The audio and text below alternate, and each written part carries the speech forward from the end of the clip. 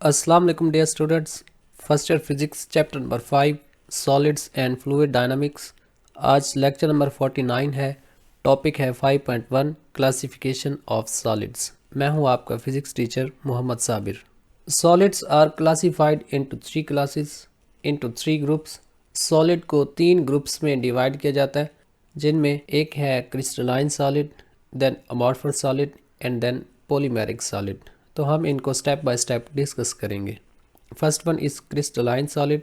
Crystalline solids have a highly regular and repeating arrangement of atoms, molecules और ions.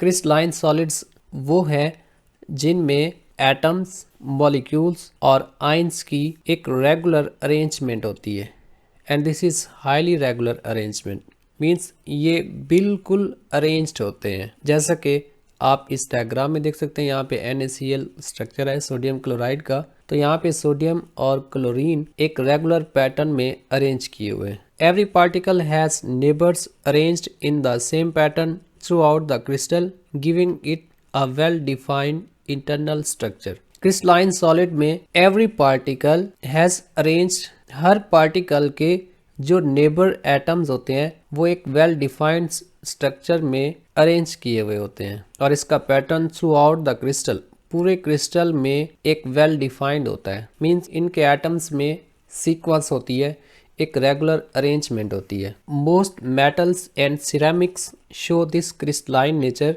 The arrangement of particles inside crystal can be examined using techniques such as X ray diffraction XRD and transmission electron microscopy TEM। Most metals और ceramic crystalline nature show करते हैं, और इनके crystals में atoms या molecules एक regular arrangement में होते हैं, जिसको डिस्कस करने के लिए हम यूज़ करते हैं X ray diffraction that is XRD, या फिर transmission electron microscopy that is TEM। Although atoms in a crystal are not completely stationary and vibrate about fixed position, strong cohesive forces maintain long range order। अगरचे crystals में atoms मुकम्मल तौर पे rest पे नहीं होते, बल्कि वो वाइब्रेट करते हैं about their fixed position, so the strong cohesive forces between them maintain their long range order। as the temperature rises, जैसे टेम्परेचर बढ़ता है वाइब्रेशन इंक्रीजेस, वाइब्रेशन बढ़ जाती है, and at a certain point the structure break down abruptly leading to melting. आप crystalline solids का temperature बढ़ाओ, जैसे टेम्परेचर बढ़ेगा वाइब्रेशंस टेम्परेचर के साथ इंक्रीज होती जाएंगी, और एक ऐसा टेम्परेचर आएगा जहाँ पे उस क्रिस्टल का स्ट्रक्चर एकदम ब्रेक कर जाएगा, और इसको हम कहेंगे मेल्टिंग ऑफ द क्रिस्टल, जो कि एक डेफिनेट पॉइंट होता है। This is why crystalline solids have sharp definite melting points as seen in quartz, calcite, sugar, mica and diamond. इसीलिए क्रिस्टलाइन सॉलिड्स के शार्प और डेफिनेट मेल्टिंग पॉइंट्स होते हैं, जैसा कि आप क्वार्ट्ज में देख सकते हैं, कैल्साइट में, शुगर, माइका या फिर डायमंड में। Here are some examples, this is mica, diamond and quartz. उसके बाद है amorphous solid. Amorphous solid are substances that lack a regular internal structure. The word amorphous itself means without form or shape, which reflect their disordered arrangement of molecules। Amorphous solids ऐसे solids होते हैं जिनके atoms या molecules में कोई regular arrangement नहीं होती, means they lack a regular internal structure. और द वर्ड अमॉर्फस जिसके मीन है विदाउट फॉर्म और विदाउट शेप। अमॉर्फस वो होते हैं जिनकी कोई ख़ास फॉर्म नहीं होती, जिनकी ख़ास शेप नहीं है, जिनके एटम्स मॉलिक्यूल की एक ख़ास अरेंजमेंट नहीं है कि उसका एक ख़ास पैटर्न या स्ट्रक्चर बना दे। इसी वजह से उनके मॉलिक्यूल्स की अरेंजमेंट डिसऑर्डर्ड होती है। Unlike crystalline solids, amorphous materials resemble liquids whose disordered structure has been frozen. Crystalline solids के बरक्स अमॉर्फस मटेरियल लिक्विड्स के साथ रिसेंबल करते हैं। Whose disorder structure has been frozen means जिस वक्त ये फ्रीज होते हैं तो फ्रीजिंग टाइम में इनके एटम्स या मॉलिक्यूल्स अपने आप को एक वेल डिफाइंड स्ट्रक्चर में अरेंज नहीं कर पाते और ये जल्द ही फ्रीज हो जाते हैं।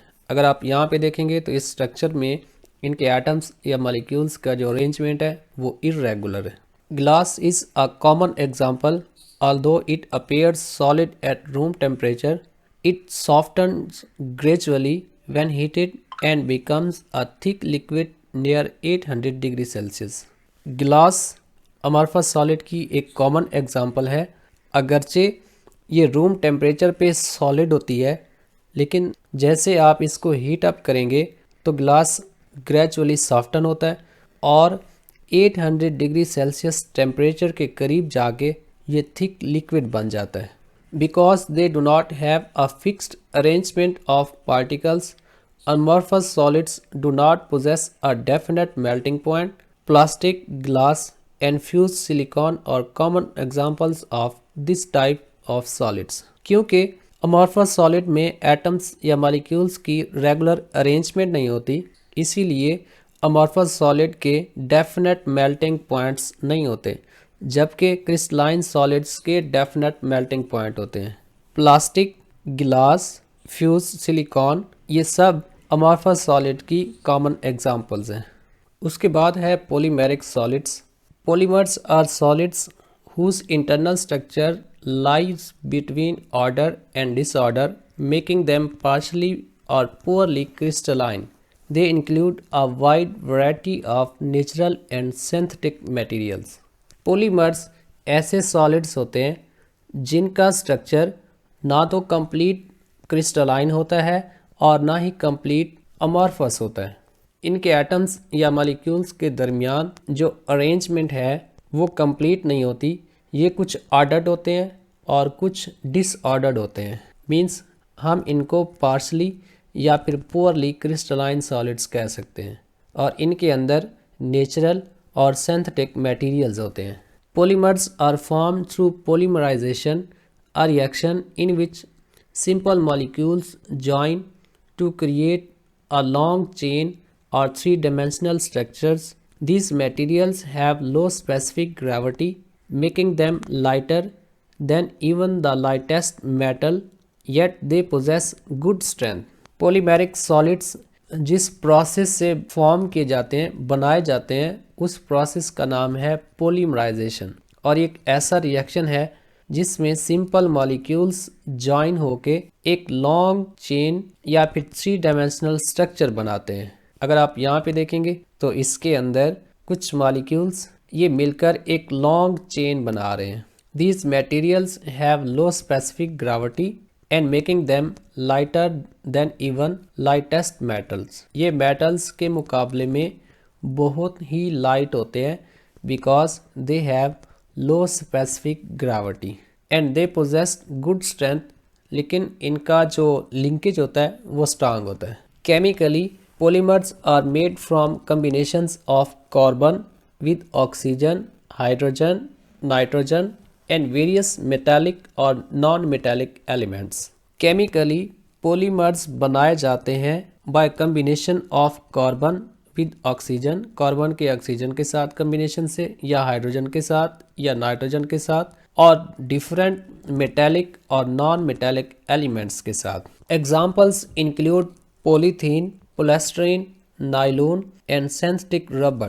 Natural rubber in its pure state is a hydrocarbon with the formula C5H8. Polymeric solid में polythene, polystyrene, nylon और synthetic rubber शामिल हैं। नेचुरल रबर जो है अपनी प्योर फॉर्म में दिस इज हाइड्रोकार्बन जिसका फार्मूला है C5H8। यहाँ पे एक समरी है इनके डायग्राम की। अगर आप क्रिस्टलाइन सॉलिड्स को देखेंगे तो उनके एटम्स मॉलिक्यूल्स में एक रेगुलर अरेंजमेंट है। पॉलीमेरिक सॉलिड में कुछ जगहों पे अरेंजमेंट होती है और कुछ जगहों पे अरेंजमेंट नहीं होती, मींस ये इन बिटवीन है। जबकि अमॉर्फस जिसके मीन है विदाउट फॉर्म और शेपलेस, ये ऐसे मटेरियल्स हैं जिनके एटम्स या मॉलिक्यूल्स में कोई अरेंजमेंट या कोई पैटर्न नहीं होता। तो समरी ये है कि क्रिस्टलाइन सॉलिड्स में एटम्स मॉलिक्यूल्स में एक रेगुलर अरेंजमेंट होती है।